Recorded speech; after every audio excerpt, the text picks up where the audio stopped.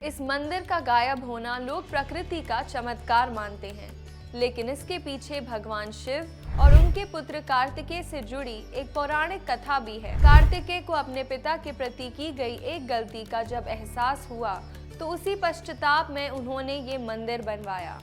ये मंदिर गुजरात के समुद्री तट पर स्थित है और कहा जाता है कि इसका निर्माण स्वयं शिव पुत्र कार्तिकेय ने किया था। ये कथा तारकासुर के वध से भी गहराई से जुड़ी हुई है। बहुत समय पहले राक्षस तारकासुर ने कठोर तपस्या करके भगवान शिव को प्रसन्न किया और उनसे एक वरदान मांगा कि उसका वध केवल शिव के पुत्र के हाथों से ही हो।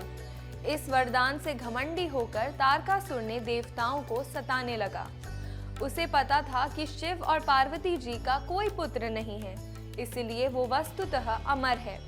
उसके अत्याचार बढ़ते ही जा रहे थे और देवता भयभीत होकर असहाय हो चुके थे। तभी शिव और पार्वती जी के पुत्र के रूप में भगवान कार्तिकेय का जन्म हुआ और देवलोक में उत्सव सा छा गया।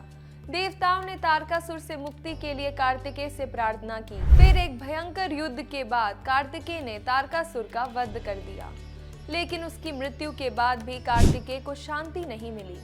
उन्हें पीड़ा थी कि जिस असुर को उन्होंने मारा उसे स्वयं उनके पिता भगवान शिव का वरदान प्राप्त था। ये सोचकर उनका हृदय व्यथित हो उठा। वो शिव जी के पास गए और बोले, मैंने आपके लिए युद्ध तो लड़ा, परंतु अनजाने में आपको ही आहत कर दिया। तब भगवान शिव ने उन्हें शांति प्राप्त करने का उपाय बताया। समुद्र के किनारे एक मंदिर बनाओ, रोज समुद्र तुम्हारे दुख को धो देगा।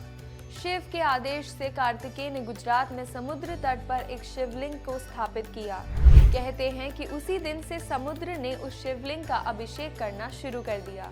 दिन में 2 बार जब समुद्री लहरें उठती है तो ये मंदिर पूरी तरह जलमग्न हो जाता है और जब लहरें लौट जाती हैं तो मंदिर सूरज की किरणों में फिर से उज्जवल होकर उभर आता है। यहाँ के लोगों का मानना है कि समुद्र स्वयं भगवान शिव का जल अभिषेक करता है।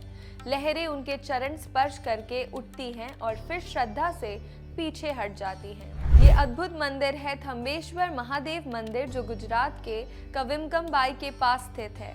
यहाँ समुद्र भी शिव की प्रार्थना करता है और जब मंदिर कुछ समय के लिए गायब हो जाता है तो वो शीघ्र ही फिर उभर कर वापस आ जाता है, ठीक वैसे ही जैसे आस्था कभी समाप्त नहीं होती। ओम नमः शिवाय। नमस्कार।